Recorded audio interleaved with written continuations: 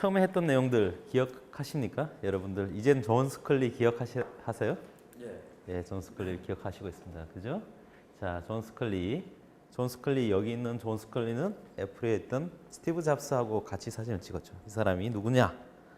자, 웰컴 IBM 광고에 맥킨토시 광고에 히트를 쳤던 분이죠. 그리고 애플에서 존 스컬리를 마케팅에 위해서 이제 영입하게 됐었는데 이제 그러나 존 스컬리 같은 경우는 이제 펩시콜라에서 사장을 역임을 하면서 콜라는 전통적인 소비재를 파는 그런 제품이었는데 애플의 경우는 그렇지 않은 제품이 되었죠.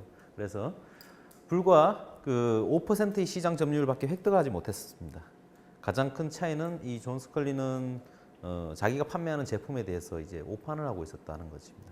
자, 그러면 컴퓨터와 같은 그러한 그 제품은 하이테크 마케팅에 사용되는 하이테크 제품이라는 건 이제 여러분들이 아시는 부분인데, 자, 이러한 하이테크 마케팅을 하기에 앞서서 도대체 마케팅은 무엇인가에 대해서 지난 수업 시간에 간략하게 배웠었죠. 자, 모두 마케팅을 잘한다는 것은 일반적으로 알려지신 것처럼 3C, STP, 4P 잘하는 그런 부분이다. 그래서 이제 그 스턴스쿨에 있는 와이너 교수는 이 마케팅이라는 것을 여러분들의 선택에 영향을 주는 모든 활동, 그런 것을 이제 마케팅이다라고 얘기를 했었습니다. 그죠? 그래서 이제 이런 부분에 대해서 지난주 수업 시간에 우리가 배웠었고요. 자, 3C라고 하는 것은 고객, 경쟁사, 자사에 대한 분석이 이루어져야 된다.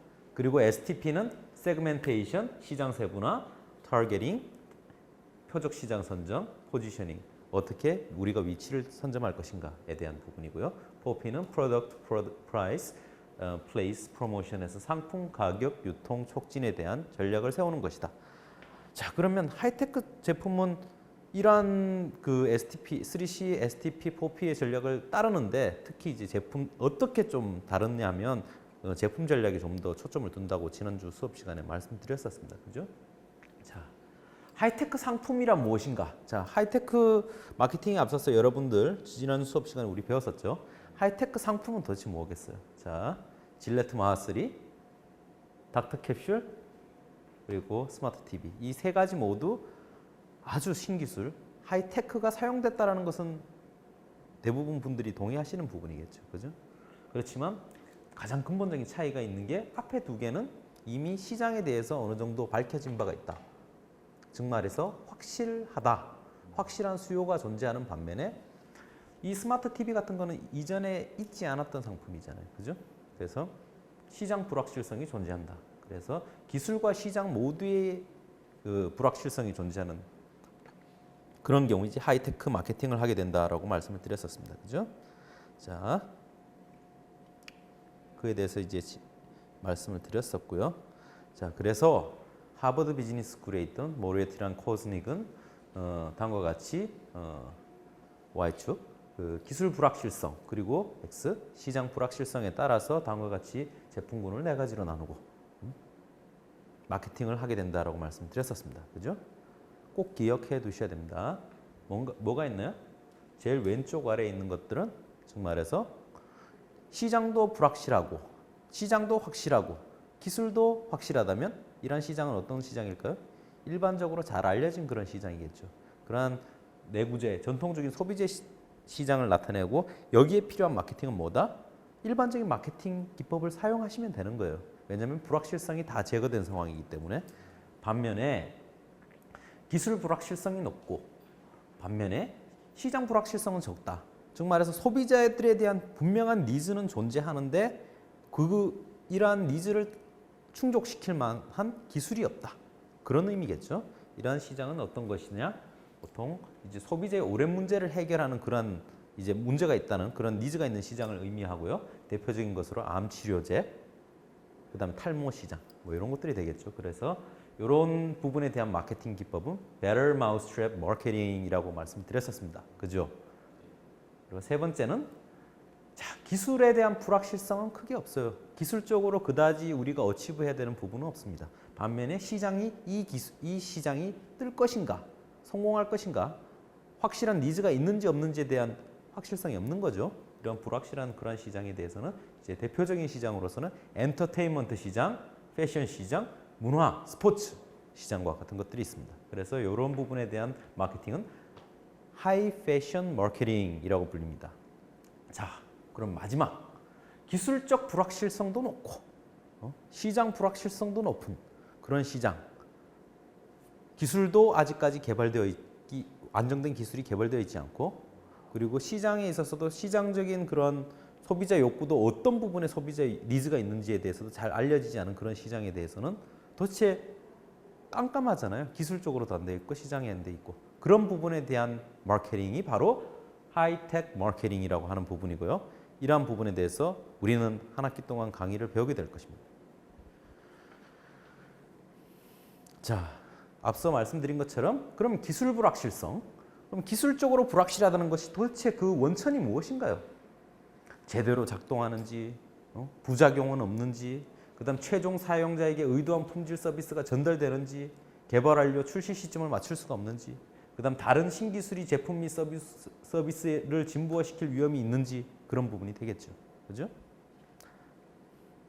반면에 시장 불확실성 같은 경우에 그 원천은 신기술이 어떤 니즈를 충족시킬 수 있는지, 미래의 고객 니즈를 어떻게 변화할 것인가, 잠재 시장의 규모는 어떠할 것인가.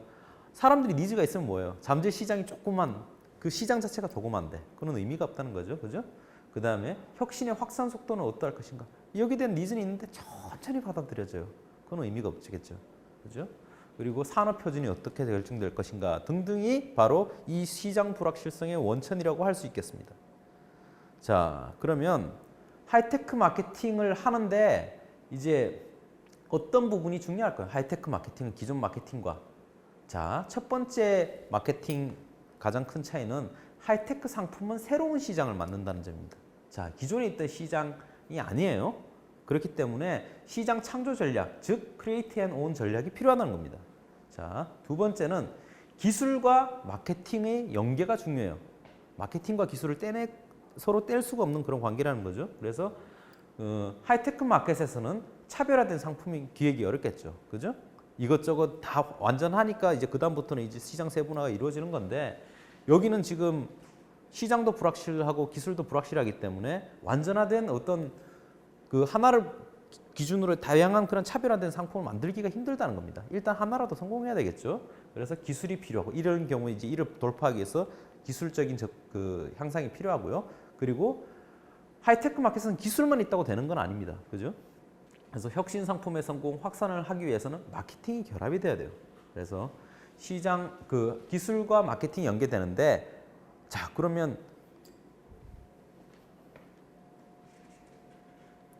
그 서로 이 부분을 연결시킬 수 있는 그런 그 연계가 중요하겠죠. 그래서 마케팅과 생산과 연구 개발이 하나의 축으로 같이 가져가게 됩니다. 그래서 이런 부분이 중요하다고 말씀드렸고요. 그리고 세 번째 차이점으로는 하이테크 제품은 소비재에 비해서 하나의 제품에서 느끼는 소비자들 간에 매우 큰 차이가 있다라고 말씀드렸었죠. 즉 말해서 여러분들이 가지고 있는 스마트폰에 대해서 어떠한 분들은 아주 높은 꼭 필요한 제품으로 아주 선호하는 반면에 또 다른 한 사람은 별로 필요 없다라고 느끼는 사람도 많습니다. 즉 말해서 호불호가 갈린다라고 이해를 하시면 될 것 같습니다.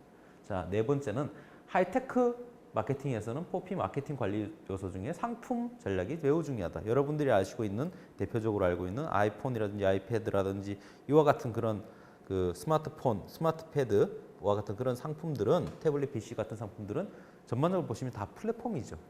컨텐츠를 기반으로 큰 플랫폼에 묶여 있어서 연계되어 있는 상품들.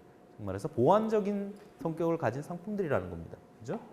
그래서 이런 부분은 플랫폼적인 사고를 보시는 것이 중요하다라는 거고요.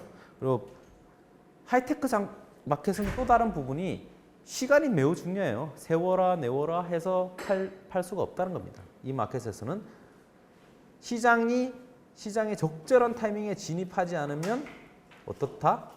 시장에서 도태되기 쉽다는 겁니다. 왜냐하면 오늘 배울 그 위너 테이크스 온 마켓의 특징을 가지고 있기 때문이에요. 자, 그래서 하이테크 마켓에서는 선도 진입자 우위, 연구 개발 속도 경쟁, 타임 투 마켓, 타임 페이싱 전략 등 여러분들 이거 다 배울 겁니다. 이런 것들에 대해서 이런 것들이 상당히 중요한 시간 기반 전략이 매우 중요하다라고 말씀드렸었습니다. 자, 그래서 다음과 같이 나타냈습니다. 전통적 마케팅, 하이테크 마케팅. 다음과 같이 차별이 분명하다. 전통적 마케팅은 기존 제품 중심, 기존 시장 중심이라면 하이테크 마케팅은 신상품, 신시장 중심이 되겠고요. 전통적 마케팅은 기존 시장이 발견 부분이 되겠고요. 가려운 부분이 어느 정도냐 그런 부분을 찾는 부분이라면 하이테크 마케팅에서는 시장의 청조, 그리고 전통적 마케팅에서는 점진적으로 성능을 향상시키거나 그렇게 해서 소비자들의 그 욕구를 충족시킨다면 하이테크 마케팅은 불연속적인 혁신이 되겠죠. 여기서는 연속적인 혁신이라기보다는 기존의 마켓을 뛰어넘는 완전 새로운 것, 그런 부분이 이제 중요하다는 겁니다. 혁신이 중요한 부분이 되겠고요. 그리고 하이테크 마케팅에서는 기존에 있는 테크놀로지 푸시 부분도 중요하다는 거고요.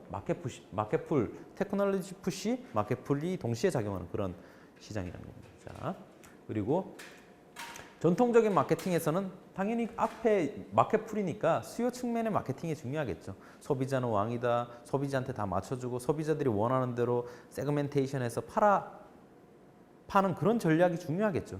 반면에 이제 이 하이테크 마케팅에서는 기술이 끌고 나가야 되는 부분도 많습니다. 솔직히 말해서 뭐 그 스티브 잡스 같은 경우는 이제 그런 부분들을 다 고려하게 되는 거고요. 그래서 이제 기술적으로도 소비자들한테 물어보지 않고 우리가 선도한다는 그런 입장을 가졌었죠. 그죠? 그러면서도 소비자들이 그 깊은 곳에서 어떤 니즈를 느끼는지에 대해서도 이제 고민을 했었던 거고요. 그래서 공급 측면도 함께 고려한다는 점이 차이입니다. 자, 그리고 반응적이고 선제적이고, 그리고 전통적인 마케팅은 긴 수명 주기. 자, 콜라 여러분들 옛날부터 오랫동안 먹었잖아요. 여전히 팔리고 있고요. 근데 컴퓨터만 하더라도 옛날 컴퓨터 지금 그 성능으로 못 씁니다. 그죠? 자, 짧은 수명 주기를 가지고 있습니다. 그래서 성숙기 마케팅 전략이 필요하고 여기서는 초기 시장 마케팅 전략이 필요하다는 겁니다. 자, 이러한 특성을 가지고 있는 것이 바로 하이테크 마케팅입니다.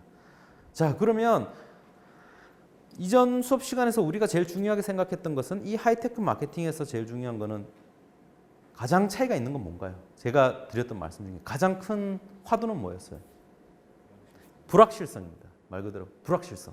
자, 불확실한 세계에서 그러면 뭐 마케팅 조사 필요 없다. 내가 만든 대로 무조건 시장에서 팔린다. 이러한 것보다는 적어도 그 불확실한 상황에서도 뭔가 힌트를 잡고 뭔가 확실한 소비자들이 잠재적이 내재되어 있는 그러한 욕구들을 찾아내고 그리고 어떻게 마케팅하는 그런 노력이 중요하겠죠. 일반적인 시장 조사라는 조금 불리할 거예요. 일반적으로 뭐 시장 조사 제가 말씀드린 것처럼 사시겠습니까? 정도의 질문으로는 부족하다는 겁니다. 그래서 하이테크 기업에 있어서도 이제 시장 지향성은 중요하긴 한데 그러면 도대체 어떻게 해야 되느냐라는 겁니다. 그죠? 그래서 이제 시장 지향성은 필요하다라는 측면에서 다음과 같이 이제 말씀을 드렸었던 거고요. 자, 그러면 시장 지향성을 추구하는데 어떻게 시장 지향성을 추구할 거냐? 고객에 대한 정보, 경쟁자에 대한 정보, 시장 추세에 대한 정보를 적극적으로 수집을 해야 됩니다. 그리고 그 소비자 결과에 그냥 물어보고 사실 겁니까? 단순한 그런 그 인텐션을 물어보는 그런 조사에서 벗어나서 적극적으로 저 사람이 진짜로 살 것인지 그렇지 않은지에 대해서 요구를 끄집어내셔야 돼요. 그리고 그 부분은 그리고 숨겨진 욕구, 심지어는 소비자가 말할 수도 없는 뭔가 잠재된 욕구 속에서 니즈가 있다고 느끼지만 그런 부분을 본인조차도 잘 모르는 그런 욕구를 발견해야 되는 겁니다. 그래서 그런 부분이 중요하고요. 말보다는 고객의 행동이 당연히 중요하겠죠. 다만 기존에 있던 이 하이테크 마케팅 같은 경우는 이제 새로운 뭔가를 발굴하고 뭔가를 변혁하고 혁신해야 되는 부분이 상당히 중요합니다. 그렇지만 예를 들어서 애플에 대한 고객들은 어떻습니까? 여러분들 애플에 대한 고객들은 애플 자체의 특성이 바뀌는 걸 대단히 싫어해요. 기존의 애플 고객들의 자기의 뭐 특능을 조금씩 바꾼다? 그러면 반대가 심합니다. 왜냐하면 그렇기 때문에 애플에 대한 충성도가 높은 거거든요. 그래서 변혁에 대한 가장 큰 햄퍼링하는 방해하는 그런 사람들은 기존 고객이라는 겁니다. 그래서 이를 tyranny of the served market이라고 말씀드린다고 지난주 수업 시간에 했었습니다. 자, 그리고 이 하이테크 마케팅에서는 지식과 경험의 진부화를 방지하는 게 중요해요. 한 번 정해놓고 계속 그냥 그걸 우려먹는 게 아니라는 겁니다. 자, 한번 디테크를 했으면 계속 추적해가면서 관측을 해야 되는 거죠. 그래서 예견하고 예측하고 과감하게 만일에 이 부분에 성공이 필요하다면 과감하게 결단을 해야 됩니다. 이는 이전에 말씀드렸던 것처럼 시간 기반 전략이 중요한 그런 특성에 기인하는 겁니다.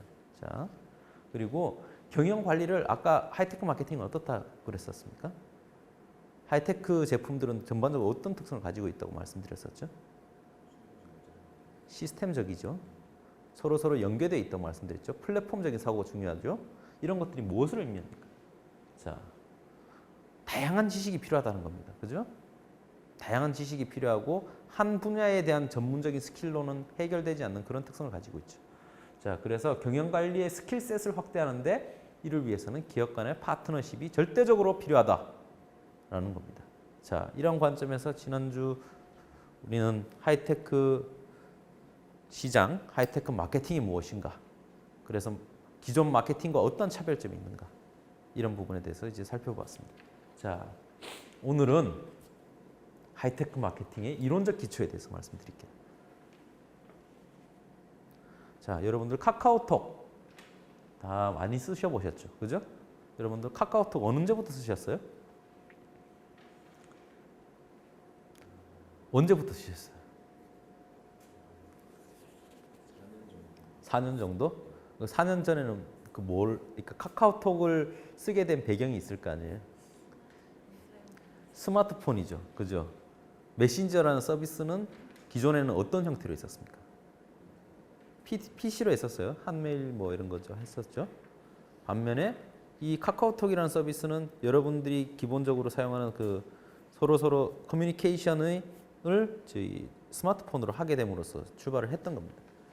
그래서 기존의 네이트온이라든지 PC 메신저들이 많았어요. 근데 이제 이 카카오톡이라는 것은 모바일 메신저 시장을 개척한다라고 시작하면서 등장을 했었습니다. 2010년 3월에 서비스를 시작을 했어요. 여러분들 스마트폰은 2010년에 안 사셨죠? 자, 그전에는 이제 조금 여러분들은 그 말은 여러분들이 스마트폰을 사는 선구자는 아니었다라는 거죠. 남들이 어느 정도 산 다음에 이제 보면서 사회에 어느 정도 퍼진 다음에 얼리 어댑터 이상의 얼리 어댑터 정도는 됐겠죠. 얼리 어댑터나 얼리 모조리티 사이 정도 상당히 이제 여러분들 그 시점에 남들이 많이 사기 시작할 때 여러분들이 스마트폰을 구매하게 됐고 그 시점으로부터 이제 카카오톡이라는 것을 이제 사용하게 된 겁니다. 자, 서비스를 시작을 했는데 여러분들 카카오톡 어떻게 해서 추천받으셨어요? 친구들이 좋다니까? 그거 없으면 커뮤니케이션이 안 되니까? 뭐 등등 여러 이유가 있었겠죠. 그래서 사용자 처음에 이제 가입해서 쓰게 됐었을 때는 큰 무리가 없었습니다. 그죠? 막 아주 뭐 심한 그 여러분들한테 장벽이 있었나요? 뭐 등록을 해야 되고 힘들게 뭐 카카오톡 메신저에 등록을 하기 위해서 여러분들 어떻게 했었나요? 카카오톡에 여러분들 익숙해진 여러분들이 자, 어느 날인가 자꾸 싫은 친구가 나에게 카카오톡으로 연락해서 난 이제 카카오톡을 쓰기 싫다라고 해서 빠져나가기가 쉽습니까? 어렵습니까? 한번 잡아두면 빠져나가기 어렵습니다. 우리는 이것을 뭐라고 한다? 락인이라고 합니다. 심리적인 전환 비용, 바꾸는데 비용이 드는 것을 바로 전환 비용이라고 하는데요. 이 전환 비용이 발생합니다. 나중에 이 전환 비용도 여러 가지 종류가 있어요. 절차적, 재무적, 심리적, 전환 비용 등등이 많습니다. 자, 여러분들 공고한 성을 쌓았으면 어떻게 된다? 못 빠져나가게 해야 되겠죠. 큰 방벽을 쌓는 것이 바로 전환 비용이라고 할 수 있겠습니다. 그래서 보면 라인이라든지 네이트온 등등이 계속 모바일 메신저 시장을 덤볐지만 카카오톡은 굳건히 시장을 지키고 있습니다. 자, 이를 위해서는 이런 카카오톡 시장에 대해서 여러분들 우리가 살펴봤는데 이런 것을 이해하려면 하이테크 시장에 대한 기본적인 원리가 필요합니다. 일반적인 마케팅 기법으로는 이해하기 힘든 측면이 있어요. 그죠? 자, 그러려면 하이테크 시장이 어떠한 시장이다라는 것에 대해서 여러분들이 이해를 하셔야 됩니다. 첫 번째는 하이테크 시장은 수학 체증의 법칙과 부익부 빈익빈 메커니즘이 작용하는 그러한 시장이다. 두 번째는 하이테크 마케팅에서는 그렇다면 전략적 시사점이 어떤 부분이 전략적 시사점이 필요한가? 자, 승자 독식 위너 텍스 올 그냥 말 그대로 여러분들 그 맘마미아 영화 보면 그 메릴 스트롭이 마지막에 미치잖아요. The winner takes it all 하고 그러잖아요. 그죠? 그러니까 승자, 독식을 하는 그런 시장이라는 겁니다. 여러 사람들이 나눠서 가지지 않아요. 그죠? 그리고 이 하이테크 시장에서는 초기에 얼마나 잘 시장을 전점하는지가 상당히 중요합니다. 자, 초기 시장이 중요하고요. 그리고 레짐이 바뀐다. 체제가 바뀌는 그 시점에서는 모바일 아까 메신저 시장이 있고 PC 메신저 시장이 있었잖아요. PC 메신저 시장에 안도하고 있었으면 모바일 시장을 개척하지 못했겠죠. 그죠? 다음 차세대로 레짐이 바뀌는 그것을 잘 잡아야 된다는 거죠. 그것이 바로 넥스트 빅싱을 추구한다는 겁니다. 자, 그리고 수학 체증 법칙에 대해서 새로운 관점을 익혀야 돼요. 그러면 부익부 빈익빈이라는 게 모두 다 발생하는 그런 시장인데 그렇게 모든 시장이 그렇지는 않아요. 단 몇 가지 전제 조건입니다. 캐비엣이 존재한다는 거죠. 그런 부분에 대해서 이제 전제 조건에 대해서 살펴볼 거고요.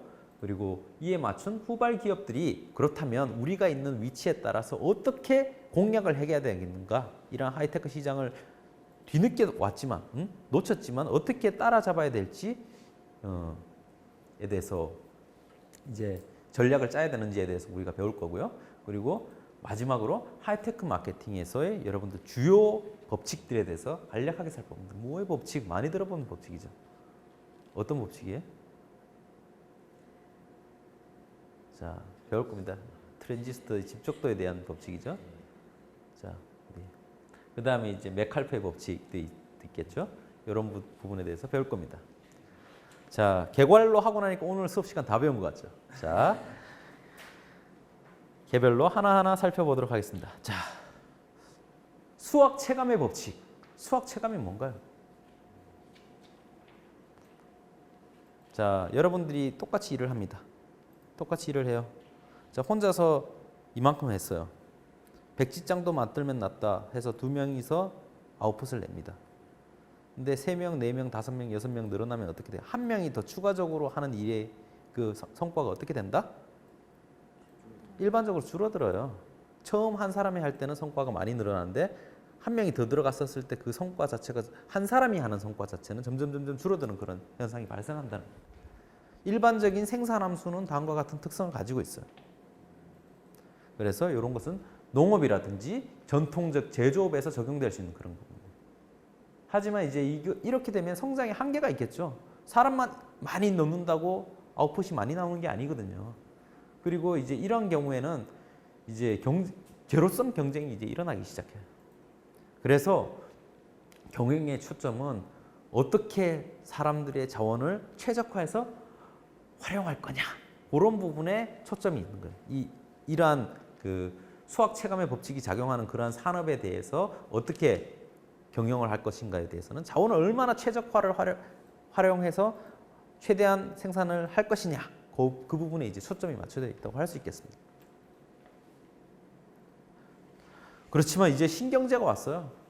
자, 프리비즈, 공짜 무료 상품이 범람하게 되겠고요. 원가 이하의 가격 책정이 이루어지고요. 극단적인 마케팅 프로모션이 생기고요. 그리고 심지어는 기술 같은 경우도 다 공개하고 오픈소스로 공개하고 같이 개발하고 코워크하고 그리고 이제 심지어는 적과도 동침을 하면서 인수합병이 마구마구 일어나게 되겠고요. 그렇게 해서 일단 파일을 키워서 사용자 기반, 초기 시장을 확보하려는 그러한 노력이 이제 점점 강해지는 거죠. 이러한 신경제 시대가 된 겁니다. 자, 그러면 이 신경제 시대는 도대체 어떤 특징이 있을까요?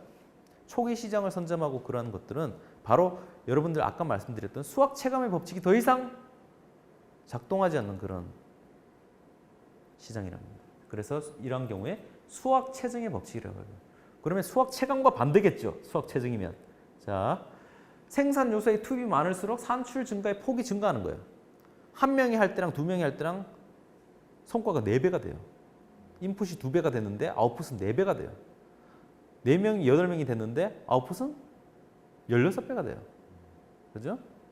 자, 저런 것처럼 이런 경우에 이제 조금 더 처음에 더 가진 사람들이 이제 처음에 등장해서 시장을 잡은 사람이 유리하겠죠. 그죠?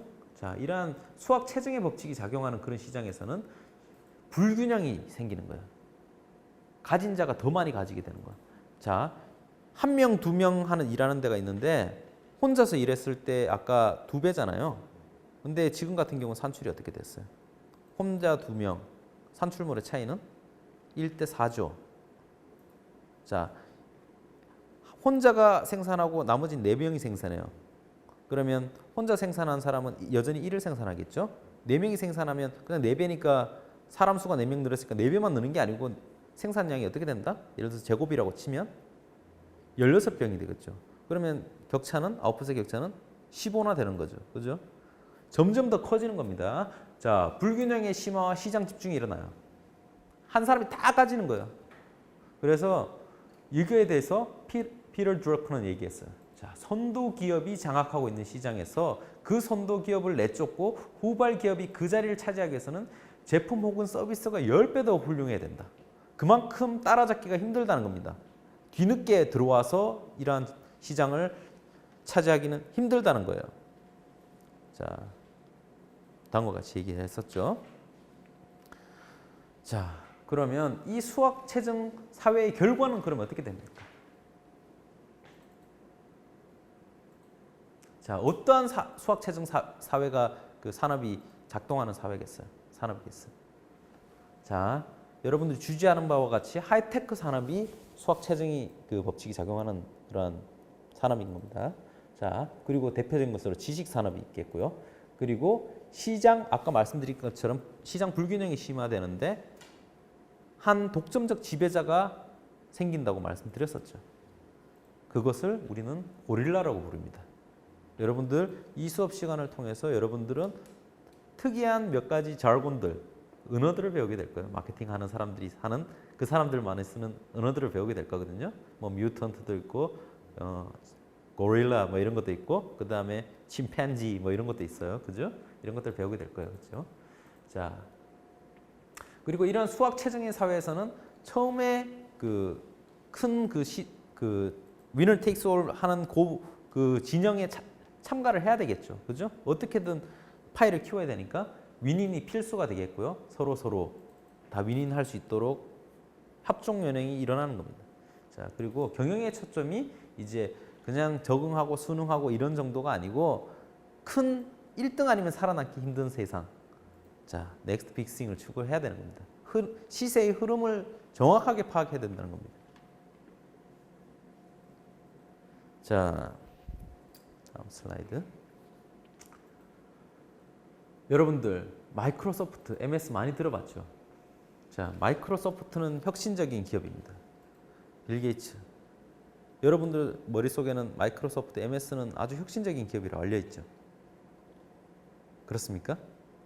물론 뭐 저기 스티브 잡스의 애플과 이 더 혁신적이라고 생각하시는 분도 있겠지만 일반적으로 마이크로소프트는 아주 혁신적인 기업으로 알려 있습니다. 자, 그러면 모든 것을 마이크로소프트가 인벤트 했을까요?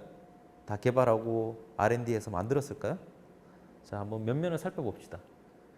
혁신 제품의 개발력 외에 다른 요인들 물론 개발도 많이 했겠죠. 그렇지만 다른 요인들을 많이 했었습니다. 자, 모방을 많이 하고 인수합병을 많이 했었습니다. 심지어는 따라도 많이 하고요. 첫 번째, MS 윈도우는 자사 제품 개발이 아니에요. 타사 회사부터 온 제품입니다. 그러니까 프로토타입을 어디서 가져온 거예요. 두 번째는 윈도우는 지록스의 GUI, 그래픽 유저 인터페이스에 기반했어요. 자기네들 그것도 처음부터 MS에서 열심히 해가지고 만든 그런 인터페이스가 아니라는 겁니다. 그죠? 세 번째는 엑셀은 로터스 1, 2, 3로부터 모방한 거예요. 엑셀도 유명하고 윈도우도 유명하고 MS 도스도 유명한데 이거 전부 다 뺏겼네? 아니면 어디서 갖고 왔네? 초기 프로토타입들을? 자, MS의 기본적인 전략은 후발주자로 시장에 뛰어들 때 제품의 향상을 위해서 막대한 자원을 투자한 그런 방식을 주로 취했어요. 상당 부분. 그래서 초기 고객 기반 확보에 총력을 기울였어요. 그래가지고 처음에 몇몇 하고 있으면 대규모로 매시브하게 자원을 투입해서 후발주자로 빨리 따라잡는 전략을 취했던 거죠. 여러분들 지금 아는 삼성의 패스트 팔로우 전략을 많이 활용을 했던 겁니다. 자, 분위 한번 그렇게 해서 어느 정도 규모를 키우게 되면 어떻습니까? 아까 말씀드린 것처럼 부익부, 빈익빈 그 부분을 적극적으로 활용하는 거죠. 자, 그다음부터 사람들이 많이 쌓이면 아까 카카오톡처럼 사람이 많이 쌓이면 어떻게 됩니까? 못 나가게 만드는 거죠. 그죠? 번들링도 시키고 여러분들 예전에 공정거래 제소됐던 MS 윈도우 팔면서 익스플로러 끼워 팔기 했던 것처럼 그러면서 사람들이 익스플로러에 락인 됐잖아요. 자연스럽게. 그런 전략을 쓰는 겁니다. 그래서 못 빠져나가게 하는 여러 가지 툴들을 쓰기 시작했던 거죠. 자, 이렇게 성공했던 MS 어떻습니까? 지금 여러분들 뭐 지금도 여전히 마이크로소프트는 대단한 세계적인 기업입니다만 위상이 뭐 컴퓨터 시장에서 소프트웨어 시장에서 위상이 예전 같지는 않죠. 그죠? 그 이유는 뭘까요? 자, 여러분들 많이 쇠락했습니다. 자, PC에서 여러분들 디바이스의 생태계가 모바일로 바뀌었어요. 상당 부분 여전히 물론 PC도 쓰기도 하지만 그리고 컴퓨팅을 어떻게 한다? 클라우드 컴퓨팅이잖아요. 모든 디바이스가 엄청난 그 연산 능력을 가져야 될 이유는 없잖아요. 그죠? 연산을 하고 저스트 자기 가지고 있는 그 디바이스들은 터미널을 활용하는 거죠. 그리고 수익원인 비즈니스용 소프트웨어 매출이 격감하기 시작했어요. 자, 이제 망했다. 이런 상황이 생기는 겁니다. 상당히 예전 같은 매출을 올리기가 힘든 구조가 된 거예요.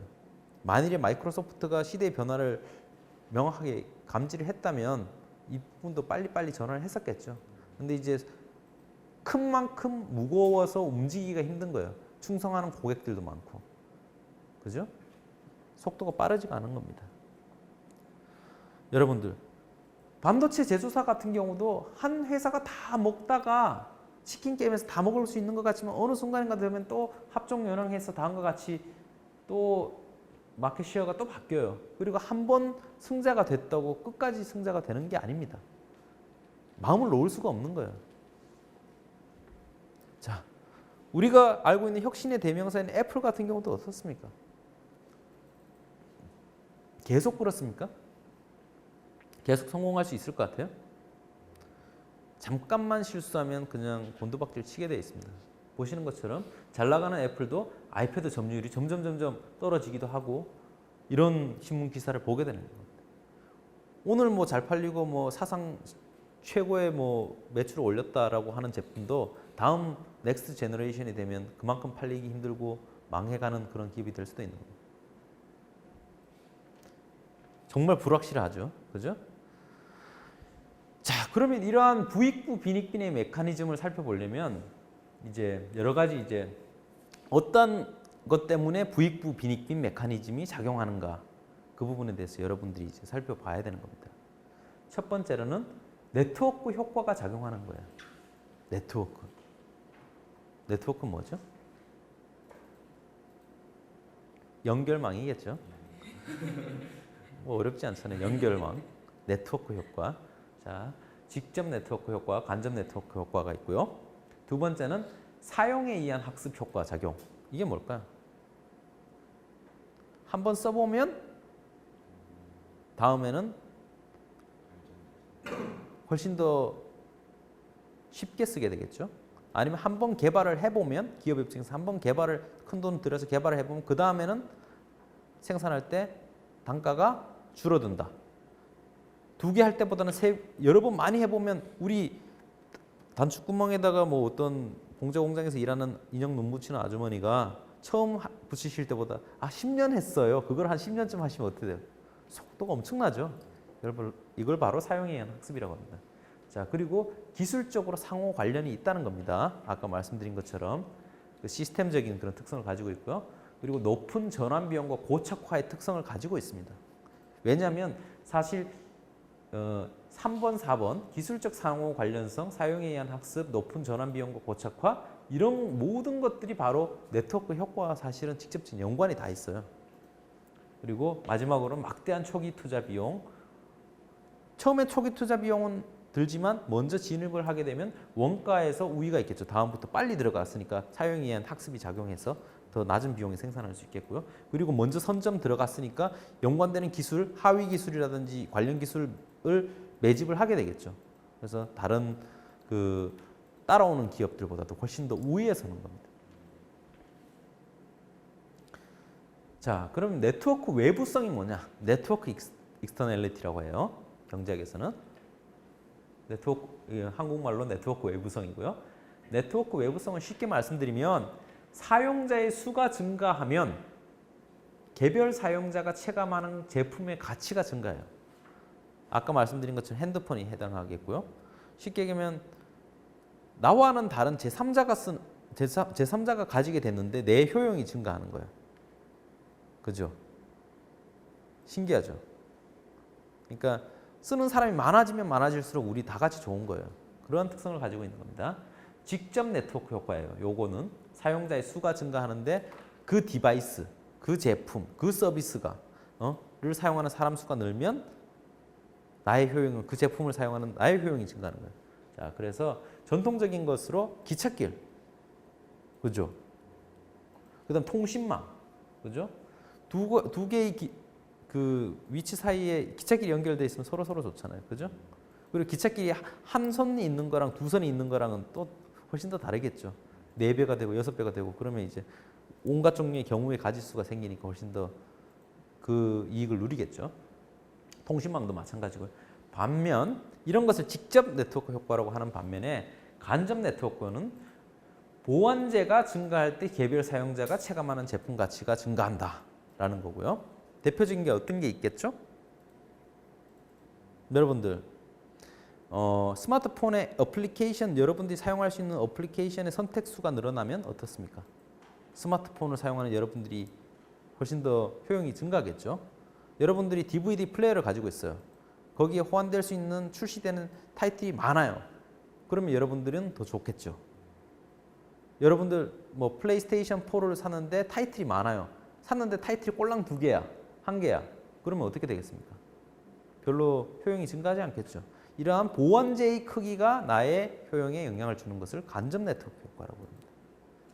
자, 주의하십시오. 직접 네트워크 효과와 간접 네트워크 효과는 상당히 중요한 의미입니다. 자, 그러면 전체적인 기술의 가치는 그러면 어떻게 될까요? 여러분들이 기술을 살 때, 제품을 살 때 이 제품이 뭐 성능이 어떻고, 속도가 어떻고, 그럼 제품 자체의 가치만을 바라봅니까? 살 때는 그렇지 않습니다. 그죠? 여러분들이 어떤 실제 제품을 구매할 때는 다양한 가치들을 보게 되는데 기술, 그 제품에 사용되는 기술이 줄 수 있는 그런 독립적 가치, 그것과 함께 네트워크 외부성의 가치라는 게 있어요. 즉 말하면 여러분들 새로운 제품을 살 때는 그 제품 자체가 갤럭시 S가 좋다와 같은 그러한 그 제품의 그 기술이 주는 가치 외에 그 제품을 사용하는 사람들 수가 얼마나 많은지, 아니면 그 제품을 통해서 쓸 수 있는 프로그램이 얼마나 많은지 등등을 고려하게 되죠. 그래서 기술적인 가치 외에 아까 방금 말씀드린 직접 네트워크 효과, 간접 네트워크, 네트워크 외부성에 대한 가치까지 동시에 고려를 하게 되는 거예요. 그렇죠. 이런 부분을 같이 고려를 하는 거죠. 기술만 좋다고 되는 게 아니라는 겁니다. 대표적인 사례를 보시면 예전에 그 윈도우 베이스드 컴퓨터가 있었고 엑스프레스 나왔던 넥스트 컴퓨터가 있었어요. 기술적으로는 넥스트 컴퓨터가 훨씬 더 좋다고 알려져 있었습니다. 훨씬 더 우월한 특성을 가지고 있었고요. 하지만 어땠습니까? 윈도우 베이스드 된 컴퓨터는 당시에 사용자 수가 많았어요. 대부분 윈도우 컴퓨터를 사용하고 있었고요. 윈도우 베이스드 컴퓨터들을 사용하고 있었고 호환되는 프로그램들이 많았어요.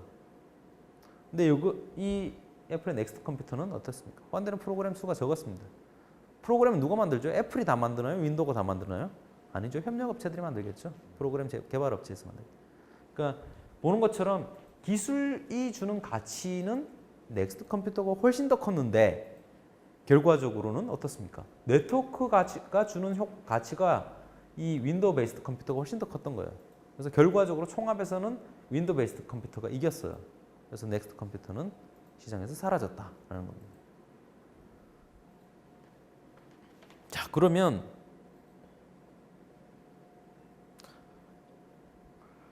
어떻게 해야 될까요, 우리는? 제품을 만들 때 어떻게 소비자들에게 다가가야 될까요? 좋은 제품을 만들어야 되겠죠, 일단. 봤는데 무슨 기술적인 특성이 하나도 없어요. 뭐 장점도 없고 기술적인 가치가 전혀 없어요. 일단은 좋은 기술적으로 높은 기술적 향상은 기본적이겠죠. 이런 부분을 고려하셔서 신기술을 개발하셔야 됩니다. 하지만 그것만 가지고는 안 된다. 뭐를 해야 되냐? 기존 사용자, 사람들을 사용자 수를 빨리 끌어들이면서 그리고 보완제, 내 기기의 성능을 최대한 발휘할 수 있도록 할 수 있는 그런 보완제들을 최대한 빨리 흡입을 해야 되겠다. 그런 부분이 중요하게 되겠죠. 그래서 그러면 우리가 사는데 시점은 이제 중요한 건 그거잖아요. 중요한 건 그거잖아요. 하나를 그렇게 해서 이제 기술적 가치 외에 기업의 그 네트워크 외부성이 줄 수 있는 그런 가치들을 최대한 늘리는 건데 실제로 소비자들이 다 측정을 할까요? 측정을 하고 네트워크 외부성이 갤럭시는 한 300만이니까 아니면 뭐 나는 600만이니까 뭐 이렇게 하면 애플은 그렇게 할까요? 아니면 뭐 어떻게 되겠습니까? 여러분들이 인식 속에 인식이 중요하잖아요. 그렇게 느끼게끔만 만들면 되는 거잖아요. 그 느끼게끔 만드는 것이 중요하다는 겁니다. 자, 이 곡 보십시오. 다음과 같이 실제고요, perceived 인식된 거고요, 기대하는 거, 향후에 어떻게 될 거다라고 그 가치, 기술적 가치, 네트워크적 가치가 어떻게 될 거다라고 기대하는 부분이에요. 다음과 같은 경우는 왼쪽 건 어떻습니까? 그냥 현재도 저런데 기대하는 것도 저 정도고 향후에 이렇게 될 거라고 하는 것도 저 정도예요. 근데 요거 같은 경우는 어떻습니까? disproportional 하죠. 비례하지 않습니다. 현재는 기술적 가치가 이렇고 뭐 네트워크 외부성이 줄 수 있는 가치는 다음과 같은데 향후에 보면 어떻습니까? 더 많이 네트워크 외부성의 가치를 줄 것 같은 그렇게 인식하도록 만들면 어떻습니까? 소비자들의 선택은 그쪽으로 가게 되겠죠. 소비자들이 선택이 되면 그 기대가 그 인식이 현실이 되는 거죠. 그리고 기대도 그렇게 되겠고요. 그래서 이런 부분이 중요한 거죠. 주관적 정보가 객관적 정보만큼이나 중요할 수 있다는 거예요. 그래서 인식 가치, 기대 가치는 실제 가치 요소에 비례하지 않을 수가 있다는 거예요. 그럼 어떻게 될 거예요? 뭐 그냥 그 네트워크 외부성이 줄 수 있는 가치들을 어떻게 하면 높게 만들 수 있을까? 높게 인식되게 만들 수 있을까에 대해서도 생각을 하게 되는 거죠. 기대하게 만드는 거죠. 자, 그래서 어떻게 하냐면 이 마케팅을 하시는 분들은 베이퍼웨어라는 걸 해요. 베이퍼웨어 들어보셨습니까? 어떤 겁니까? 출시되기 전에 네. 마케팅을 하는 것처럼 이렇게 막 퍼뜨려 놓고 실제로 출시가 되지 않고. 그렇죠. 그래서 시장에서 가용하지 않고 심지어는 존재하지도 않지만 광고되고 있는 상품을 얘기를 하는 건데 예를 들어서 닌텐도 64 같은 경우는 당시에는 94년도에는 곧 이제 64비트의 게임기가 나온다라고 광고를 엄청 했어요. 지금 그렇지만 32비트 쓰고 있는 사람들은 어떻습니까? 64가 곧 나온다는데 32 신제품이 나왔는데 쓰겠습니까? 안 쓰겠습니까? 안 사겠죠. 그죠? 바람만 계속해서 시간을 버는 거예요. 그렇게 해서 이제 나중에 사람들이 못 사게 만드는 거예요. 기존에 현재 가지고 있는 제품들을. 그런 부분이 있습니다. 자, 두 번째는 사용에 의한 학습이 있겠죠. Learning by using이고요. 부익부 빈익빈의 두 번째 메커니즘이고 하나의 기술이 소비자들에게 더 많이 채택될수록 더 많이 사용되고요. 더 많은 학습이 이루어져서 더 많은 발전과 개선이 이루어지는 거고요. 사용에 의한 학습은. 반면에 실행에 의한 학습은 신제품을 지속적으로 출시하는 경험이 누적되면 혁신의 개발 및 혁신 능력이 더욱 높아진다는 거예요. 즉 이제 뭐 기업의 경우는 실행에 의한 학습이 많겠죠. 개발도 해본 사람들이 더 잘한다. 효율적으로 개발할 수 있는 능력이 생긴다는 겁니다. 자, 학습 효과는 기본적으로 여러분들 잘 알고 있는 것처럼 다음과 같이 나타낼 수 있어요. 비용은 큐뮬레이티브 된 아웃풋이 늘어나면 늘어날수록 단위당 비용은 어떻게 되겠죠? 감소하겠죠? 다음과 같이 이런 것이 학습 곡선이라고 나타낼 수 있겠고요. Y는 X번째 단위를 생산해내기 위해서 필요한 직접 노동시간을 얘기하고요. A는 첫 번째 단위를 생산해내기 위해서 소요된 직접 노동시간, X는 누적 생산량, B는 학습률. 그래서 이러한 학습률 자체를 메저링하고 추정하는 그런 것도 하나의 학문이라고 할 수 있겠습니다. 산업공학에서 많이 하고 있어요. 이런 것들은. 세 번째로는 기술적 상호 관련성입니다. 부익부 빈익빈 메커니즘. 세 번째는 기술적 상호 관련성은 하이테크 제품 간의 기술적인 상호 관련성을 의미하고요. 말씀드린 것과 같이 시스템 제품임을 의미를 하는 거예요. 자, 보완적인 관계를 나타내겠고요. 대표적으로 다 연결돼 있죠. 컴퓨터, 모니터, 프린터, 운영체제, 소프트웨어, 엔스크린 서비스, 태블릿 PC 전부 다 연결돼 있죠. 하나도 다 따로따로 있는 것이 없습니다. 서로 상호 연관성을 맺고 있는 제품들입니다. 자, 기술적인 상호 관련성은 제품 간의 호황성과 확장성이 중요한 구매 기준이라는 거죠. 그죠? 여러분들 하나 살 때 내가 가지고 있는 제품, 이거하고 호환돼? 그런 거 고민해서 사잖아요. 내가 샀는데 내가 가지고 있는 거 호환 안 돼. 그거 자체로는 좋은데 내가 가지고 있는 게 이건데 이거하고 호환 안 되면 좀 곤란한데? 고려하게 되잖아요. 이런 기술적인 상호 관련성이 중요하다는 거고요. 하이테크 마켓에서는 그렇다는 겁니다. 실제로 그런 특성을 가진 제품들이 출시되고요. 서비스가 출시된다는 거. 그리고 아까 네트워크 사이즈가 크면 어떻습니까? 기본적으로 여러분들한테 줄 수 있는 네트워크 효용이 기술적인 효과와 네트워크 외부성이 주는 효과가 있는데 네트워크 외부성이 주는 효과가 엄청나게 커요. 그렇게 되면 어떻습니까? 웬만큼 다음 향상된 기술적 가치를 가지고 있는 제품이 나와도 바꾸기가 힘들겠죠. 이미 고착화가 돼 있으니까. 그래서 고객이 다른 제품이나 서비스로 전환할 때 전환하기 힘들게 만들어줘요. 참 이 부분이 이제 절차적으로 힘들다는 건 어떤 겁니까? 되게 까탈스럽게 만드는 거죠. 뭐 가입 한번 해지하는데 뭐 들어갈 때는 쉽더니만 나올 때는 진짜 힘들어요. 막 뺑뺑뺑뺑 돌고 막 그래서 힘들게 만들죠.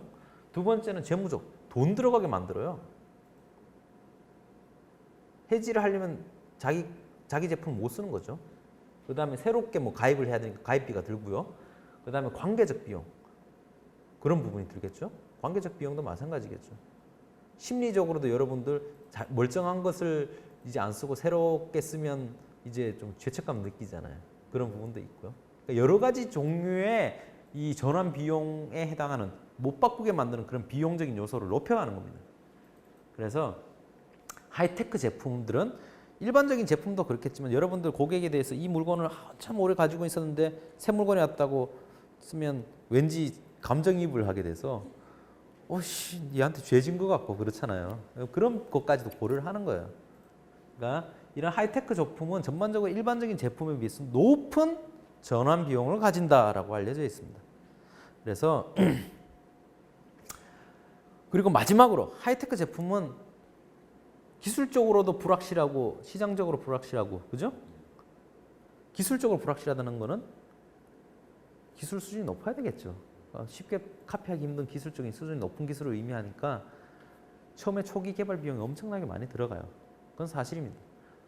그래서 이제 비용이 많이 드는 그런 부분이 있지만 이후에 어떻습니까? 먼저 들어가서 개발을 많이 하게 되면 원가 절감이 일어나죠. 그죠? 그리고 먼저 진입한 기업이 원가에서 우위를 가지게 되겠죠. 그리고 아까 말씀드린 것처럼 처음에 들어갔으면 다양한 밑에 있는 기술들, 남들이 진입을 안 했으니까 계약을 체결하고 하위 기술을 수집하고 그리고 옆에 나하고 연관될 수 있는 시스템적인 제품들을 전부 다 연관해서 서로 이제 관계를 맺어 놓는 거죠. 그렇게 해두면 어떻습니까? 전반적인 시스템을 갖출 수 있잖아요. 시스템을 갖추게 되고 그렇게 되면 소비자들을 이제 거기서부터 그런 그 규모를 활용해서 끌어올 수 있게 되겠죠. 초기 시장을 파이를 키우는 겁니다. 그렇게 해서 이제 한번 그렇게 이제 어느 정도 눈덩이 부리듯이 한번 소비자들을 흡수하게 되면 그 다음부터 그것을 활용해서 기하급수적으로 늘려나가는 겁니다. 그러한 전략을 쓰는 겁니다. 자, 그러면 이제 하이테크 마케팅이 이렇다면, 시장이 이렇다면 우리는 어떻게 해야 될까요? 전략적인 시사점을 살펴봐야 되겠죠. 전략적인 시사점을 살펴보겠습니다. 수학체전 경제의 대표적인 특징은 아까 말씀드린 것처럼 winner takes all market입니다. 시간이 경과함에 따라서 결국 승자는 하나예요. 대장은 하나밖에 없는 거예요.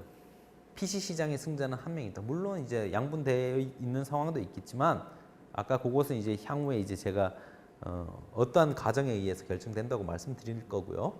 일반적으로는 그렇습니다. 두 번째는 특히 표준이라면 한 표준이 차지하게 되겠죠. 그죠? 여러 가지 표준이 존재하기 힘듭니다. 다만 게임 시장을 제외하고는. 자, 그러면 어떤 형태로 이루어질까요? 치열하게 두 기술이 싸웁니다.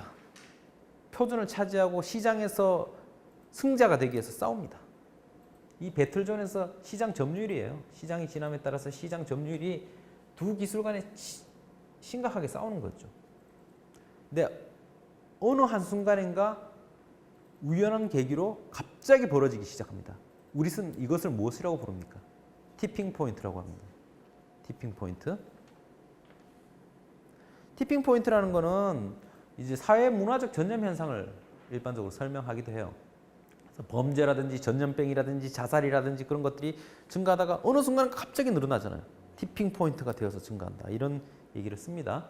그리고 이런 것들을 설명할 뿐만 아니라 시장 지배적 기업과 상품의 출현도 이러한 티핑 포인트가 돼서 어느 시점을 계기로 급속히 증가한다. 이런 얘기를 하게 되죠. 자, 이러한 현상의 확산은 세 가지 특징을 가집니다. 전염성이 존재하고요. 누가 쓰면 같이 마치 전염하고 비슷하잖아요. 신제품 쓰는 과정이 컨테이저스한 그런 과정과 비슷합니다. 작은 것이 큰 효과를 가져올 수 있어요. 조그만 변화가 큰 효과를 가져요.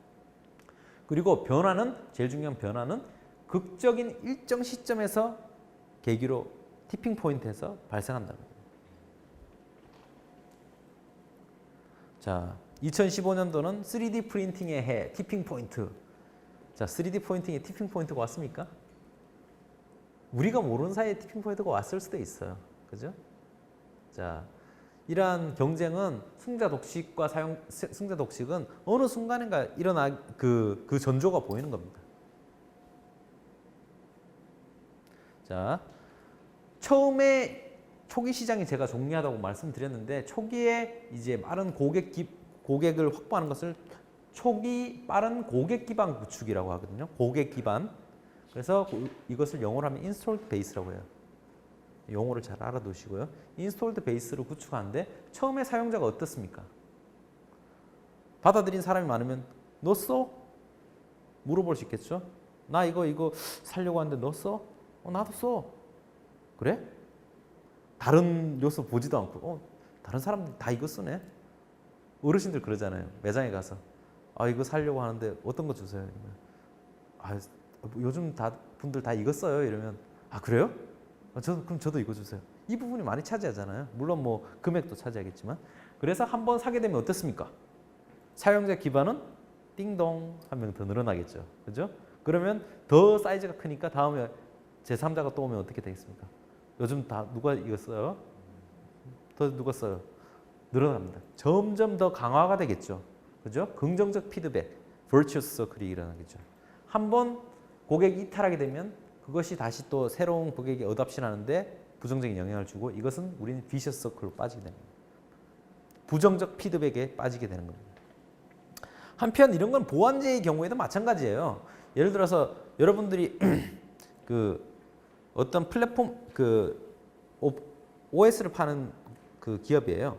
근데 이제 이 OS를 사용하는 사용자가 많아요. 그러면 옆에 있는 분이 이제 그 OS에 호환되는 그 프로그램을 만드는 기업이에요.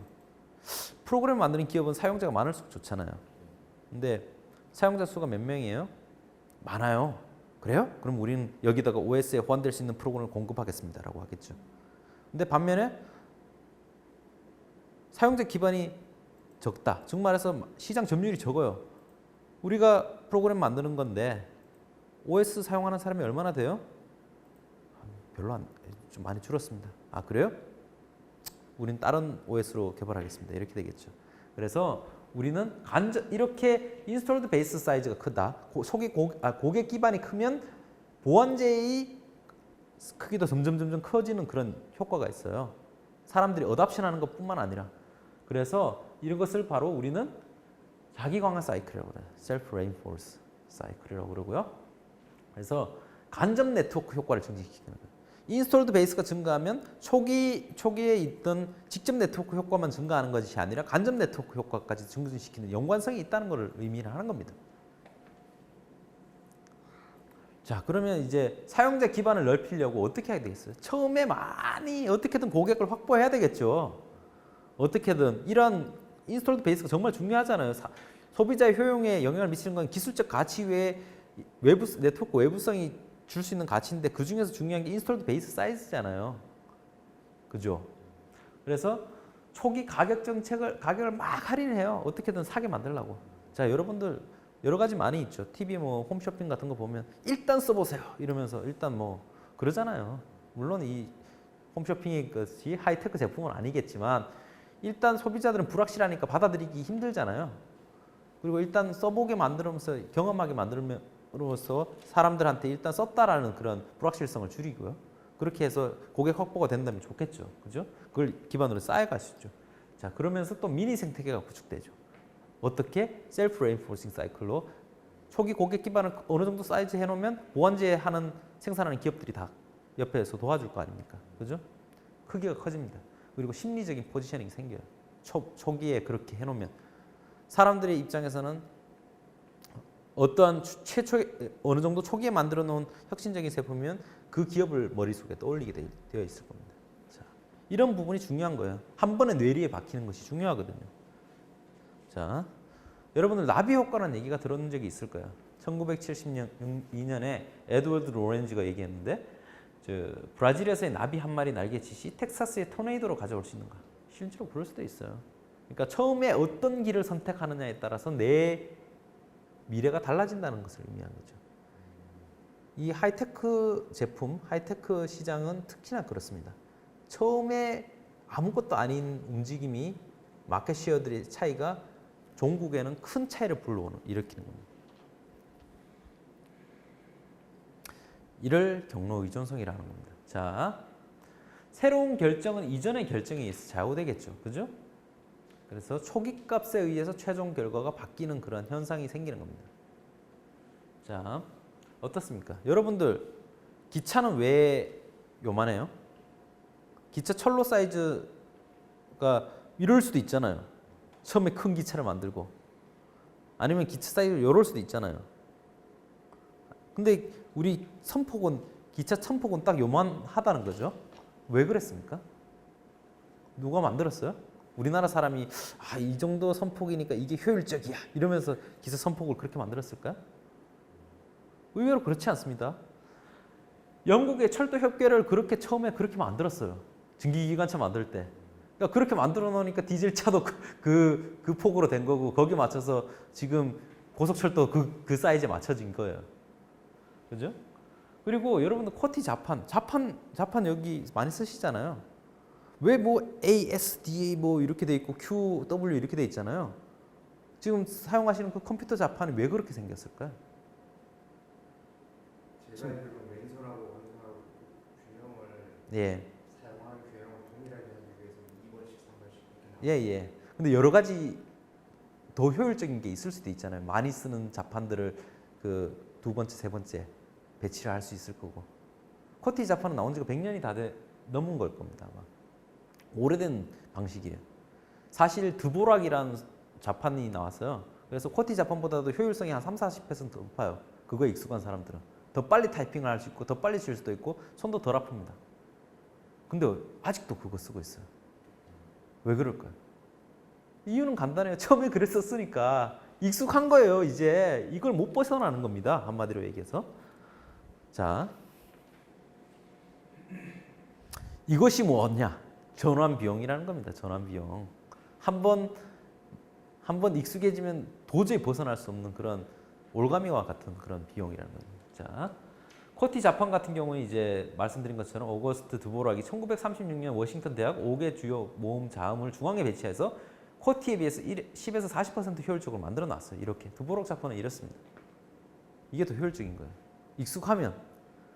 근데 사람들은 한번 어렸을 때부터 이걸 해서 안 되는 거예요.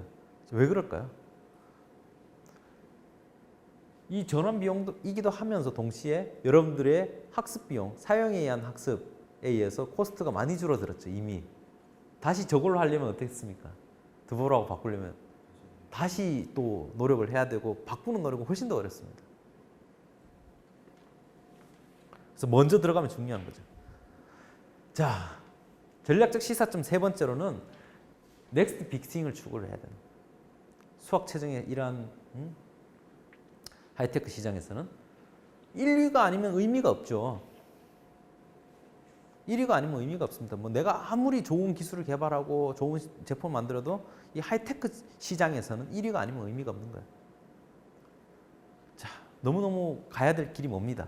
그래서 하이테크 스타트업 같은 경우는 이제 적당한 시점에서 실리콘밸리에서는 빨리 팔거나 옵니다. 엑시트 전략을 써요.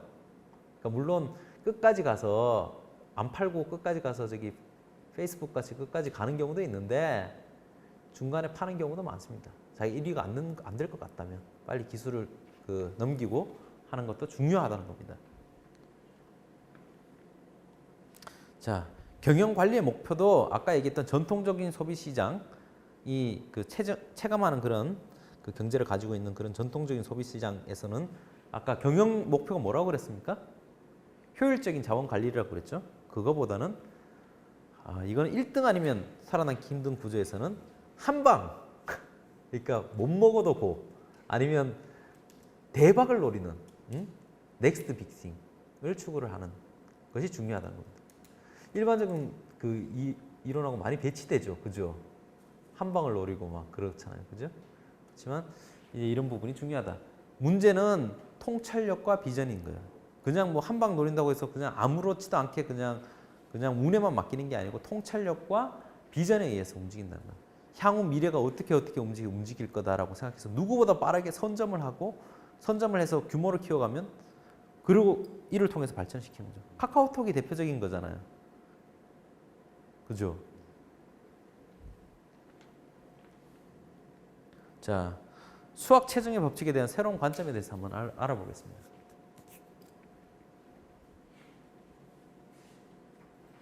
자, 제가 질문을 던지겠습니다. 부익부 빈익빈의 전제 조건을 살펴보기 전에 당신의 제품은 어디에 속하여 있는가? 이전과는 달리 무엇을 해야 되냐? 이런 질문을 한번 던져보겠습니다. 당신의 제품은 어디에 속해져 있어요? 그리고 이전과 달리 무엇을 해야 되냐? 이 질문 두 가지를 꼭 기억해 두십시오. 자, 부익부 빈익빈이 되려면 아까 방금 말씀드린 것처럼 하이테크 시장의 기본적인 특징이라고 말씀드렸는데 조건이 있어요.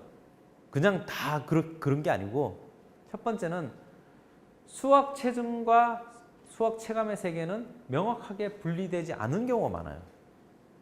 아까 제가 말씀드린 하이테크 시장은 어떻습니까? 수학 체증하는 그런 세계라고 말씀드렸었잖아요. 근데 명확히 분리되지 않은 경우가 많아요. 이게 뭐냐?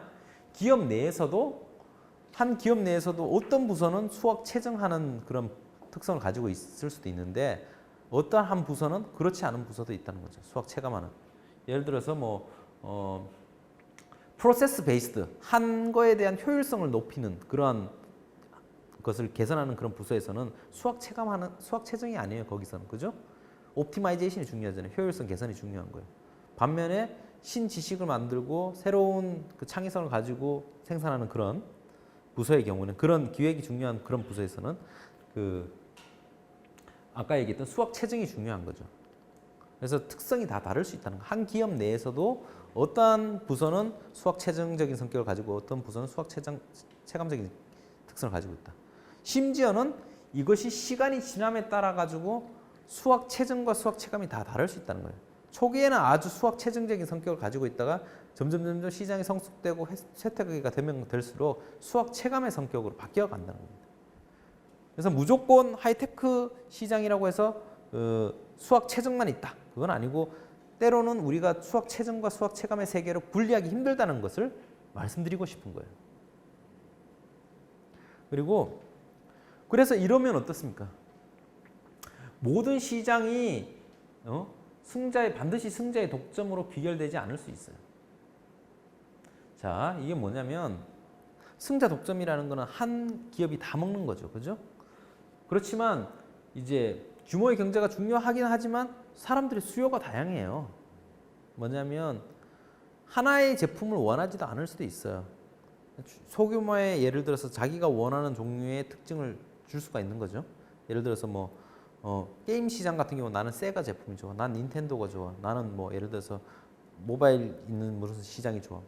그렇게 했기 때문에 여러 가지 이제 게임에 대한 플랫폼에 대한 호불호가 완전히 갈린 그런 시장이었기 때문에 물론 이제 이 게임기 시장도 상당히 이제 위너 테이크스 올 마켓 할 수 있는 그런 하이테크적인 특성을 가지고 있었음에도 불구하고 다양한 플랫폼들이 다 존재했었어요.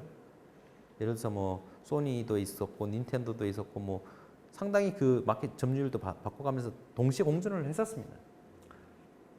자, 이것이 만족되지 않으면 그러니까 티핑 포인트가 되려면 규모의 경제가 작동을 해야 되고 아까 다양성에 대해서 이제 보다는 사람들이 수요가 뭐 다양한 것을 추구하는 그런 수요가 아니라야 되는 거예요. 하나 좋은 거 하나면 된다라는 그러한 특징을 가지고 있는 그런 제품이 되는데 그게 아니면 이제 이런 그 여러 가지 제품들이 이제 균형을 이루어 가지고 이제 위너 테이크스 올 마켓하는 그런 특징이 아닌 그런 것들이 생길 수 있다는 겁니다. 자, 그리고 우리가 네트워크 크기가 중요하고 인스톨드 베이스 사용자 기반이 중요하다고 했는데 그럼 사람만 많이 모집해 놓으면 되냐? 그게 이제 정말로 큰 의미가 있어야 되겠죠. 그냥 모집하는 것만으로 되는 게 아니라 모집한 것이 다른 사람의 효용에 아주 크게 영향을 미쳐야 될 거 아니에요. 결과적으로. 근데 네트워크 크기만 키워놨다고 해서 성공하는 건 아니에요. 2000년 초기에 다 큰 기업들이 엄청나게 가입자들을 많이 유치하고 있는데 옆에서 너 가입했어? 가입했는데? 근데 별로 그게 나한테 큰 중요한 게 아니에요. 그러면 뭐 해지 뭐 이러고 그냥 나가버리는 거죠. 그죠? 그래서 무조건 네트워크 크기만 쏟는다고 중요한 건 아니다라는 겁니다. 그래서 여러분들에게 묻겠습니다. 자, 여러분들의 위치를 묻겠어요. 해당 제품이 부익부 빈익빈의 전제 조건을 만족하고 있는지부터 먼저 봐야 돼요. 여러분들이 어떤 제품에 대해서 이제 뭐 여기가 하이테크 제품인 것처럼 생각이 된다면 이 하이테크 제품이 아까 제가 말씀드렸던 세 가지 KBS 수학 체증의 체계가 명확히 분리되는 그러한 특성을 가지고 있냐. 명확히 분리되고 수학 체증이다 확실하게. 그러면 이제 진짜 하이테크 제품의 특성을 가지고 있겠죠. 두 번째는 모든 시장이 반드시 이 티핑 포인트의 시장의 수요가 정말 뭐 호모지니어스하냐, 유사하냐, 아니면 분화되어 있는 다양하냐. 그것들을 이제 한번 고민해 보실 필요가 있겠고요. 세 번째는 네트워크 크기가 결국 다른 그 소비자들의 그 효용에 연관을 줄 수 있는지를 한번 고민을 해보셔야 되는 거죠. 이런 식으로 해서 진단을 먼저 해보시는 거예요. 진단했는데 이거는 대박 하이테크 제품, 하이테크 상품의 특징을 가지고 있는 하이테크 마케팅이 필요한 제품이야 라고 판단이 됐어요. 사람들의 수요가 크게 다르지도 않고 그 다음에 한번 그 인스톨드 베이스 해놓으면 이것들이 진짜 다음 사람한테 진짜로 크게 영향을 주고 그 다음에 이제 수학 체증하는 그 특징을 확실하게 지니고 있다면 자, 그럼 어떻게 됐습니까? 그래? 그럼 이거 하이테크 마케팅이 필요한데? 라고 생각할 수 있겠죠? 자, 그러면 현재 그럼 우리는 이 제품과 유사한 제품이 이미 우리는 어디 있는지를 봐야 되겠죠. 유사한 제품에 어떤 기업들이 출시를 하고 이미 많이 팔고 있어요. 그러면 그 기업들은 어떤 상황입니까? 인스톨드 베이스, 사용자 기반을 상당히 많이 축적한 상태겠죠. 근데 우리는 어떻습니까? 지금 우리 상황이 아까 저 티핑 포인트 말씀드릴 때 서로 치고받는 그런 배틀 존 상황이에요? 아니면 이미 격차가 나서 한 기업이 상당히 시장을 다 먹고 있는 상황인지 진단을 하는 겁니다. 어디에 있냐 우리가. 배틀존에 있으면 빨리 어떻게든 우리가 티핑 포인트에서 우리가 앞서 나가면 돼요. 근데 그게 아니고 이미 배틀존을 넘어갔어. 상대방 기업이 상당히 그냥 어느 정도 시장 기반 그 사용자 기반을 확보한 상태예요. 그럼 어떻게 될까요? 자, 지금 따라잡기 전략을 쓰는 건 무모한 겁니다. 후발 기업 전략을 사용을 해야 돼요. 여러분들은 이제 저게 하이테크 제품인 거는 확실한데 하이테크 제품이 아니라면 하이테크 마케팅을 할 필요가 없죠. 하이테크 마케팅이 필요한 제품인 것 같은데 우리가 지금 상황에서 배틀존 상황이고 경쟁이 하면 우리가 조금만 더 해서 해볼 수 있겠다 싶겠지만 우리가 그게 아니고 이미 선도 기업이 상당히 차지했다면 어떻게 해야 될까? 자, 이제 그때는 이제 후발 기업의 전략을 활용한다는 겁니다. 자, 그럼 어떻게 전략을 짜야 될까요? 다음과 같이 5가지로 나눌 수 있습니다. 혁신만이 길이다. 너무 뻔한 거긴 한데 쉽게 얘기하면 인스톨드 베이스가 상대방이 이미 많잖아요. 전체 그 효용 중에 기술적 가치에다가 네트워크 익스터널리티가 줄 수 있는 가치가 있어서 직접 네트워크의 효과인 인스톨드 베이스 사이즈가 상당히 크다면 우리가 지금 이 부분을 갑자기 따라잡을 수는 없잖아요. 이거를 만회해서 전체적인 가치 그 기술이 줄 수 있는 그 가치를 우리가 하려면 우리 기술 자체가 상대방 기술보다 좋아야 되겠죠. 일단 기본적으로 좋아야 되잖아요. 그래야지 뭐 거기서 뭐 어떻게든 그 또 사용자 기반을 확보해서 따라잡든지 말든지 할 거 아닙니까? 그래서 일단 혁신만이 길이에요. 첫 번째 전제 조건은. 두 번째는 상대방의 구축해 놓은 전환 비용을 최대한 낮출 전략을 쓰는 겁니다. 그게 뭐냐면 사용하기 힘들게 만들어 놨잖아요. 가입하기 힘들게 만들어 놨잖아요. 여튼 뭐 악담을 퍼붓든 어떻게든 상대방이 만들어 놓은 그 전환 비용 자체를 일단 최대한 낮추려고 노력하고요. 그게 안 된다면 우리가 그쪽에서 우리 쪽으로 넘어오기 쉽게 만들어 줘야 돼요. 어떤 게 있습니까? 예전에 SKT하고 KT 있을 때 번호 이동성이라는 게 있어요. SKT에서 KT 바꾸세요 라고 했는데 죄송해요. 저 여기에 지금 제 전화번호에 저장된 고객들이 다 제 번호고요. 못 바꿔요. 그거 바꾸려면 제 전화번호 바꾸면 다 바뀌어줘야 돼요. 못 바꿔요. 이 통사 바꾸기 힘들어요. 아, 그래요? 그래서 정부가 어떻게 했습니까? 번호 이동선 했었죠. 그죠? 쉽게 바꿀 수 있고 번호를 바꾸지 않고 이 통사를 바꿀 수 있게 해줬지 않습니까? 그게 바로 전환 비용을 감소시킨 거예요. 대표적인 것이 그런 거다. 전환 비용을 쉽게 가입할 수 있게끔.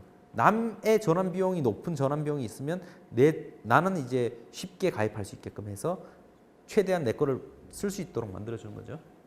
그리고 첫 번째 하고 연관이 있습니다. 혁신만의 길이에요. 기술적 가치가 일단 좋은 걸 만들었는데 저기 네트워크 익스터널리티가 중요한 사람한테 가서 물어보면 우리는 뭐 3테라바이트고요. 뭐 어쩌고 기술이 좋아요. 근데 사세요 이러면 무슨 말 하세요? 이렇게 할 수 있잖아요. 그죠? 그러면 무슨 말 하세요? 근데 사신다면서요? 이럴까? 옆에 사람 뭐 샀는지 보고 사려고요. 뭐 사셨어요? 이렇게 서로 물어보고 저는 이거 샀는데요. 그럼 그걸로 주세요. 이런 사람한테 팔면 안 되겠죠. 내가 기술적인 혁신이 아무리 중요하다고 아무리 떠들어봤자 소용이 없는 겁니다. 그럼 이 사람한테는 어떻게 되겠습니까? 정말로 테키한 사람이 있어요. 기술에 대해서 막 따지고 뭐 요게 성능이 어떻고 저떻고 막 이노베이터 혁신자의 특성을 가지고 있는 소비자들이 있습니다. 파워 유저 여러분들이 알고 있는 그 사람을 찾아가는 겁니다. 그 사람들한테 어필할 수 있는 그런 그 사람들 집중 공략하는 거예요. 초기 시드는. 그래서 그 사람들을 공략해요. 자, 그래서 이분이 지금 딱 그럴 수 있잖아요. 그죠? 제가 파워 유저예요. 제가 만든 제품이 이렇고요. 그렇게요? 한번 써보세요. 이렇게 써봤어요. 그럼 좋으면 어떻게 하십니까? 구매를 하시고 그냥 가만히 계세요? 자, 친구들한테 얘기하겠죠. 주변에 있는 덕후들. 농담이고요. 여튼 주변에 있는 여러 가지 그 파워 유저들과 연관된 로컬 네트워크에 위치한 사람들을 공략을 하는 겁니다. 그죠? 그러고 난 다음에 이제 그렇게 해서 로컬 네트워크를 공략을 하는 겁니다. 그러면 어떻게 됩니까? 그게 점점 쉽게 하면 독버섯처럼 이 기존 사업자 입장에서는 독버섯처럼 걔네들이 점점 커지는 거예요. 규모가. 그래서 어느 순간에 오버테이크를 하는 시츄에이션이 생기는 겁니다. 그래서 그렇다라는 거고요. 마지막에는 그러면서 이제 이미 다 됐고 레짐을 보기보다는 다음으로 예를 들어 레짐 체인지가 일어나는 기술이 있잖아요. 아까 같은 그 메신저 시장 PC 메신저 시장이 아니라 모바일 메신저 시장을 PC 메신저 시장에다가 어떻게든 뚫고 들어가려고 하기보다는 조금 있으면 트렌드상 다들 디바이스를 모바일 스마트폰으로 쓸 거야. 그러면 기존이 사람들이 기술이 가지고 있던 전환 비용은 아주 낮아지겠죠. 새로운 모바일 시장으로 가는데 기존 전환 비용은 크게 중요하지가 않잖아요. 그죠? 그러니까 그 시점을 노려야 되겠다 하면서 기다리고 있다가 성능을 아주 혁신을 해서 개발하고 있다가 딱 바뀌는 시점에 적절한 시점에 먼저 빨리 들어가는 거예요. 그렇게 하면 어떻게 됩니까? 시장 지배자가 바뀌겠죠. 중요한 겁니다. 첫 번째, 혁신입니다. 대표적인 사례로 구글은 여러분들 인터넷 익스플로러 진짜 오랫동안 썼어요. 시장 점유율이 상당히 높았어요. 그죠? 근데 지금 어떻습니까? 여러분들 익스플로러 최신 요번에 윈도우 10 나오기 이전 버전은 거의 안 쓰지 않나요? 이미 더 이상 개발하지 않겠다고 한 것 같아요. 그죠? 그래서 익스플로러의 점유율은 점점 떨어지고 여러분들 크롬 써보니까 어떻습니까? 빠르잖아요. 크롬으로 많이 전환했어요. 자, 구글이라는 곳은 혁신을 통해서 MS를 상당히 무너뜨리고 있어요. 상당히 참 구글 참 좋은 회사인 것 같아요.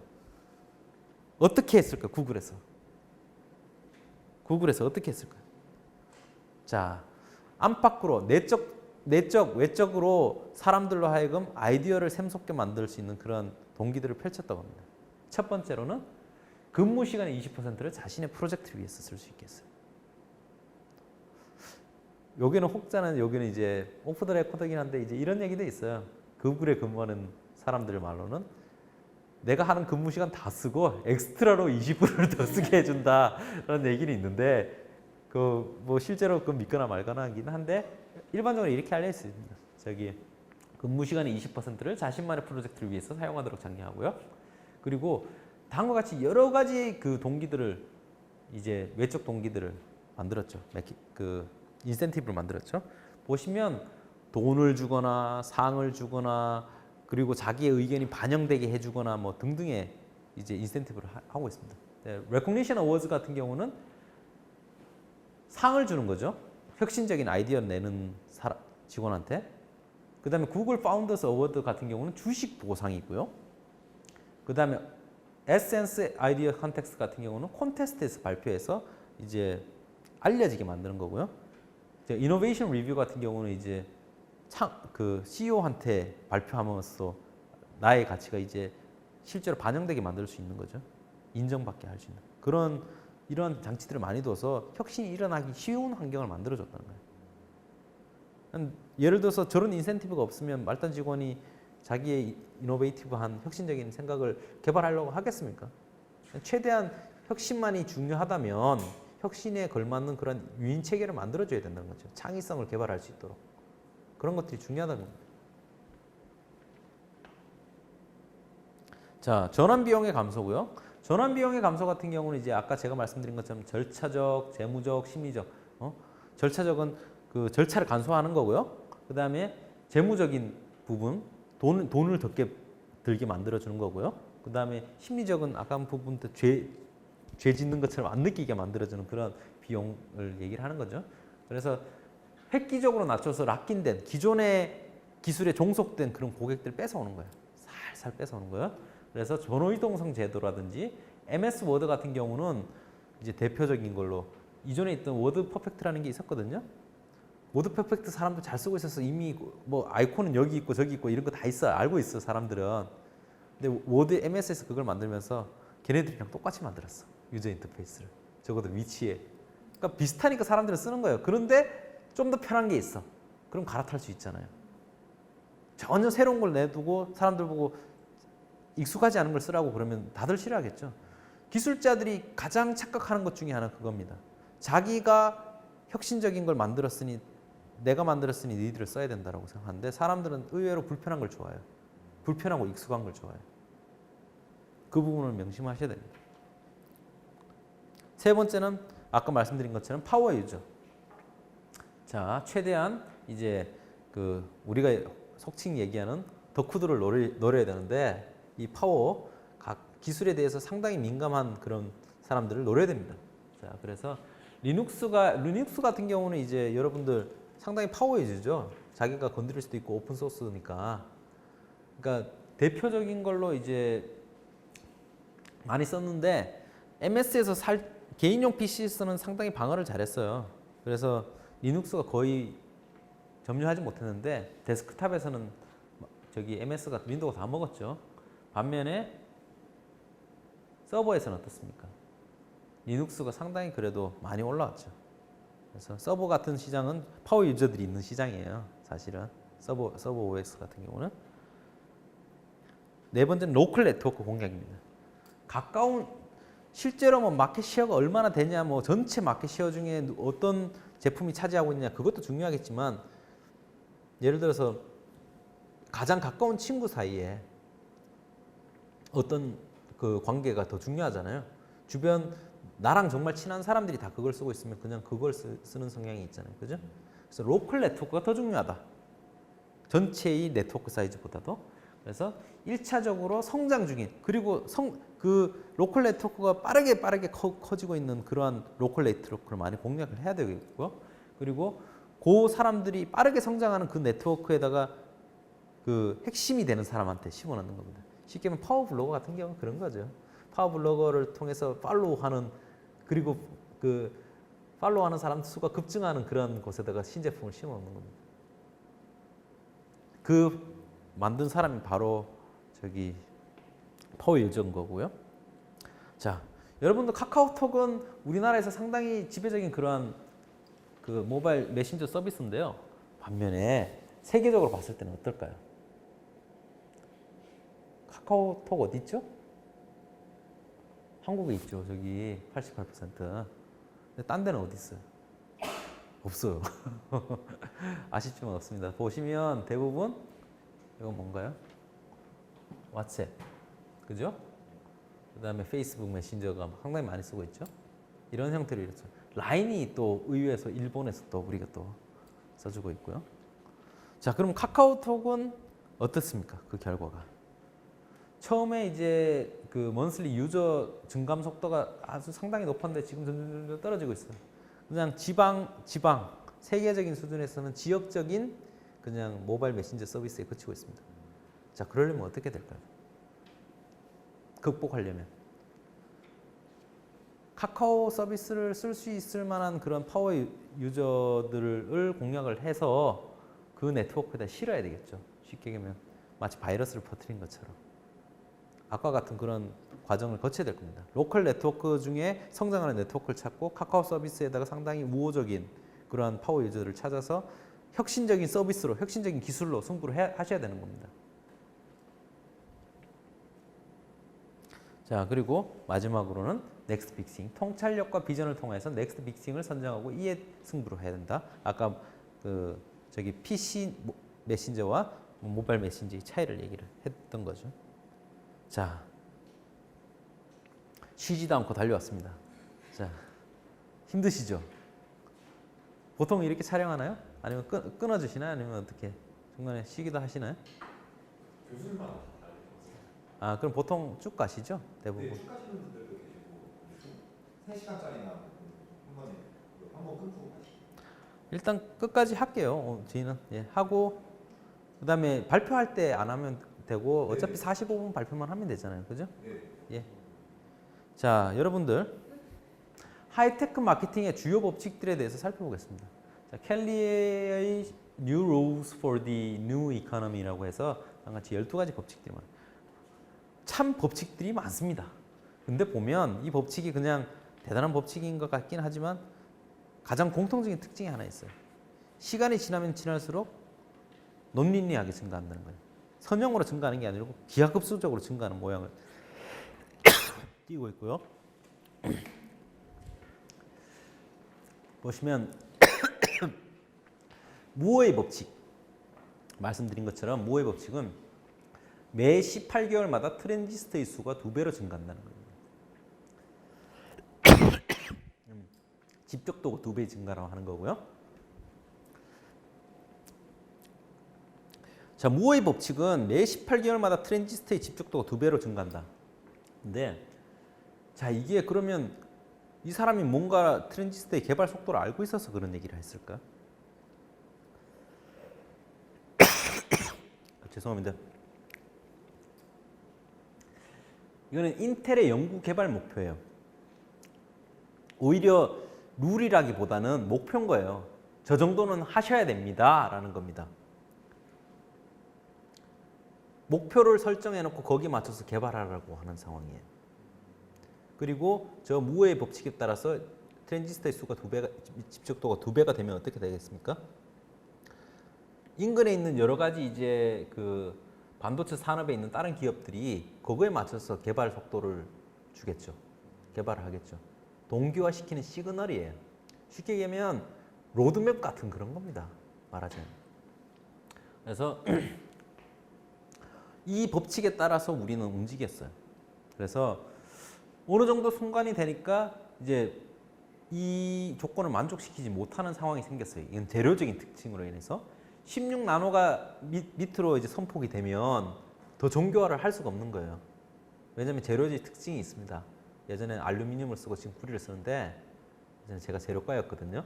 재료과였고 그래서 아는데 이 그 칩이 있으면 칩의 그 그레인 사이즈라는 게 있어요. 그것 때문에 선폭을 더 특정 미만으로 더 낮추기가 힘든 겁니다. 그래서 이런 경우는 어떻게 이 무어의 그 법칙을 만족시켜야 될까라는 노력을 하게 됐고요. 그래서 이것과 같이 뭐 멀티코어 그다음에 터보 차지된 소프트웨어를 사용하기도 하고 심지어는 이 적층을 하기도 했어요. 칩을 반도체 칩을 적층해서 3D 칩으로 만들기도 했어요. 그래서 맞추는 거죠. 반면에 이제 메모리 부분에는 삼성전자 이 황창규 사장님이 이제 주로 얘기를 많이 했는데요. 황해 법칙이라는 걸 만들었어요. 왜요? 웃긴 게 있어요? 아시는 분이에요? 아니. 1년마다 메모리 반도체의 집적도가 2배로 증가할 거다라고 얘기를 했어요. 그래서 황해 법칙을 이제 맞춰서 이제 메모리 반도체 집적도를 증가시켰는데 2010년에 황성전자는 황해 법칙이 연연하지를 않기로 했어요. 더 이상. 근데도 맞춰요. 왜냐하면 이제 이것이 마치 목표처럼 생긴 거예요. 기업의 목표처럼. 그러니까 어떤 면에서는 셀프 풀필링 프로페시, 자기 암시적 만족이에요. 저기에, 그죠? 예언이에요. 자기 암시적. 그 외에도 이제 하이테크 에서 산업에서 쓰는 여러 가지 법칙들이 많아요. 매크론스 로우 같은 게 있고요. 이거는 그대가 원하는 컴퓨터는 항상 5,000불을 호구할 것이다. 비싸네요. 5,000불이면 엄청난 건데 무슨 당신이 직접 정말 원하는 그런 컴퓨터는 항상 5,000불이래요. 500만 원이요. 엄청나네요. 네. 두 번째는 락스 로 같은 경우는 반도체 설비에 대한 투자는 매 4년마다 2배로 증가한다. 라는 법칙이고요. 길더스 로우 같은 경우는 통신 시스템의 밴드위스는 12개월마다 3배 증가한다. 라는 법칙이 있습니다. 이거는 제가 볼 때는 되게 그 실제로 무슨 규칙이 있어서 했다기보다는 룰 오브 썸이에요. 그냥 대충 그런 성향을 보인다라는 그런 성향이 있고요. 그게 아니라면 대략적으로 가이드라인을 주는 거예요. 지금 아까 말씀드린 것처럼 목표치 그 정도를 맞춰라라는 거고요. 그다음 마지막 메칼프의 법칙 있죠. 메칼프의 법칙. 밥 메칼프는 MIT 공대 하버드 제록스를 거쳐가지고 이제 1973년 컴퓨터를 연결하는 근거리 통신망인 이더넷을 발명하신 분이에요. 그래서 이분은 이제 메칼프의 법칙이라는 것은 네트워크의 총가치, 어떤 네트워크의 총가치는 네트워크에 연결된 노드 수의 함수이며 각 노드의 수가 늘어남에 따라 기하급수적으로 늘어난다라고 하고요. 단 이때 가정은 모든 사람은 모든 다른 사람과 연결되어 있다라고 가정을 하고요. 2인 커뮤니케이션만 고려를 한 거예요. 자, 무슨 말인가요? 한 사람 있을 때 네트워크 가치는 얼마예요? 요걸 한 노드라고 하거든요. 네트워크 가치 얼마? 0이죠.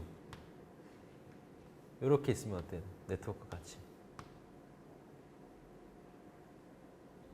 예? 1?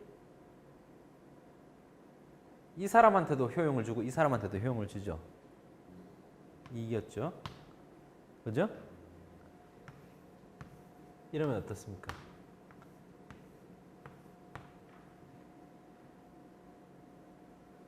하나, 둘, 셋, 3인데 6이죠. 그죠? 땅땅땅 수도 없이 많은 사람들끼리 연결될 수 있죠. 그죠? 이걸 어떻게 할까요? n 순열 배우셨죠? 배우셨죠? 조합 말고. 그죠? 이거 어떻게 계산하나요?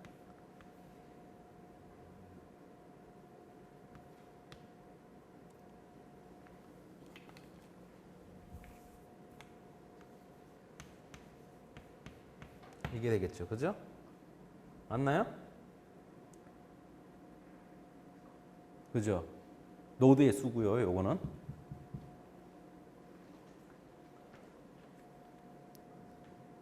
그렇습니다. 그죠?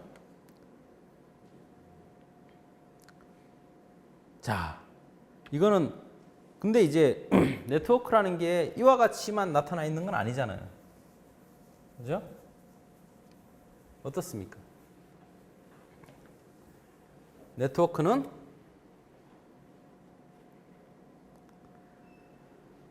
두 사람 사이에서만 네트워크가 있는 게 아니잖아요. 전체 네트워크 가치는 1대1, 1대 다, 다대다의 세 가지 유형의 네트워크로 이루어져 있다는 거예요.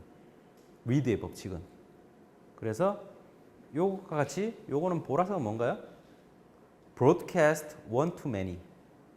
일방적으로 1대 다로 하는 거죠. 요거는 뭔가요? 파란색은 1대1 네트워크의 가치고요. 그룹 대 그룹, many to many, 다대다의 네트워크 가치.